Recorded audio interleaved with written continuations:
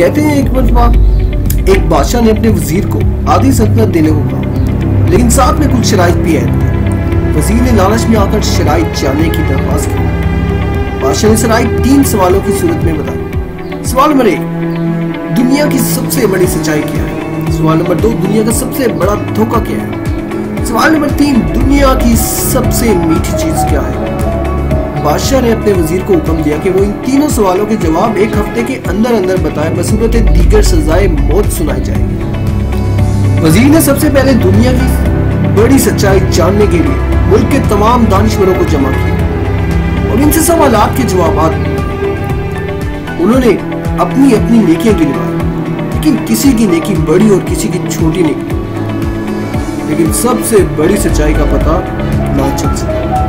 اس کے بعد وزیر نے دنیا کا سب سے بڑا دھوکہ جاننے کے لیے کہا کہ تمام دانشور اپنے دیے ہوئے فریب کا تذکرہ کرتے ہوئے سوچنے لگے کہ کس نے کس کو سب سے بڑا دھوکہ دیا، لیکن وزیر اس بات سے بھی مطمئن نہ ہوا اور سزائے موت کے خوف سے بھیس بدل کر وہاں سے فرار ہو گیا۔ چلتے چلتے رات ہو گئی۔ اسی دوران اس کو راستے میں ایک کسان نظر آیا جو رات کے وقت کھرپی سے زمین کو کھودے جا رہا تھا۔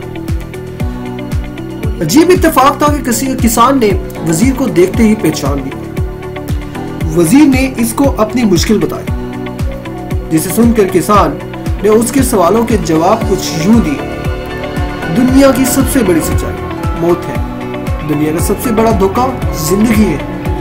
اس سوال کا جواب بتانے سے پہلے کسان نے کہا کہ میں اگر تمہارے سارے سوالوں کا جواب بتا دوں تو مجھے کیا ملے گا؟ سلطنت تو تمہارے ہاتھ میں آئی۔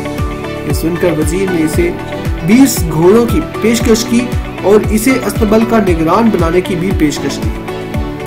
کسان نے یہ پیشکش سن کے فوراً جواب دینے سے انکار کر دیا۔ وزیر کو بھی اندازہ ہو گیا کہ آدھی سلطنت کا خواب دیکھ رہا ہے۔ وزیر جانے لگا تو کسان بولا، اگر بھاگ جاؤ گے تو ساری زندگی بھاگتے رہو گے اور بادشاہ کے بندے تمہارا پیچھا کرتے رہیں گے، اور اگر پلٹو گے تو جان سے مارے جاؤ گے۔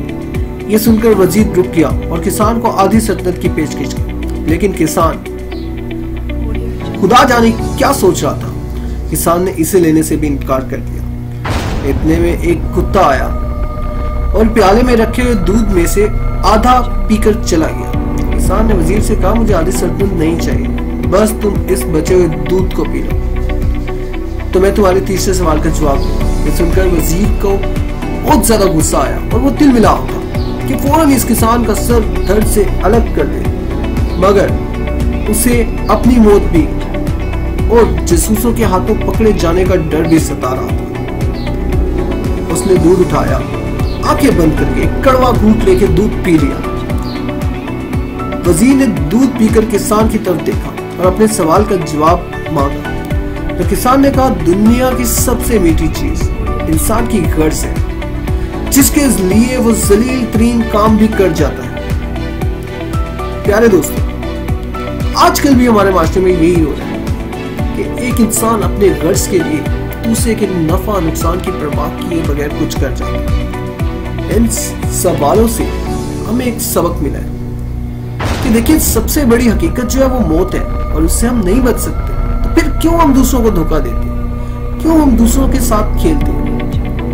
کیونکہ زندگی ہماری دھوکہ ہے۔ ایکچولی ہم خود ایک دھوکے میں ہیں، ہمیں دھوکہ ملا ہوا ہے کہ ہم نے یہاں پر ہمیشہ رہنا ہے۔ تو کائنڈلی اس دھوکے سے باہر آئیے اور پازیٹیو سوچیے، ہمیشہ پازیٹیو رہیں، اپنا کوئی بھی کام کرتے ہیں پازیٹیو رہ کے کیجیے۔ Thank you so much.